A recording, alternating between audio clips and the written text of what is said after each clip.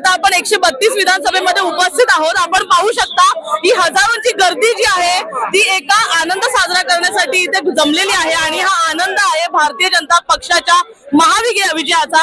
आपण नमस्कार अभि, तुमचं खूप खूप अभिनंदन। 35 वर्षांची सत्ता हलवल्यानंतर कसं वाटतंय? मी कोणाला हलवण्यासाठी उभा नव्हतो।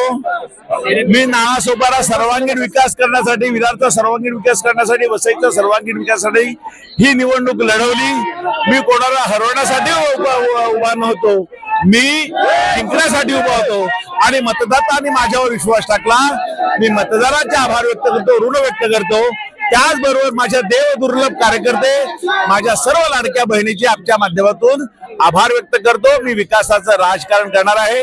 विरोधकावर मला कुठल्याही प्रकारे टीका टिप्पणी करायची नाही नाही नाही आणि नाही।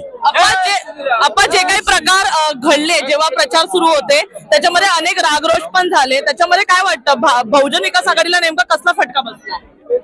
मतदारांनी फटका दिला। आता का दिला हे मतदारालाच विचारा किंवा त्यांना विचारा, मला काय त्या संदर्भात माहिती। मी लोकांना हात जोडून सांगत होतो, एकदा एक मत परिवर्तनासाठी, एक मत विकासासाठी। लोकांनी माझ्या हक्काला साथ दिली। शेवटचा प्रश्न अप्पा, आता पुढे काय प्रायोरिटी असणार आहे? माझं पुढचं काम विकास विकास आणि नावासोपारा विरार सर्वांगीण विकास। हजारोची संख्या जी आहे ती फक्त एक जल्लोष साजरा करण्यासाठी जमलेली आहे।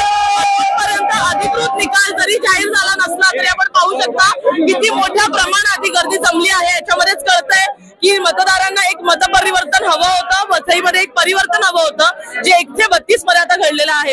येणाऱ्या काळात पाहण्यासारखं असेल कशा प्रकारे राजन नाईक यांचा राजकीय प्रवास, आमदारकीचा प्रवास सुरू होतं आणि कशा प्रकारे ते वसई विरार मध्ये बदल आणतात।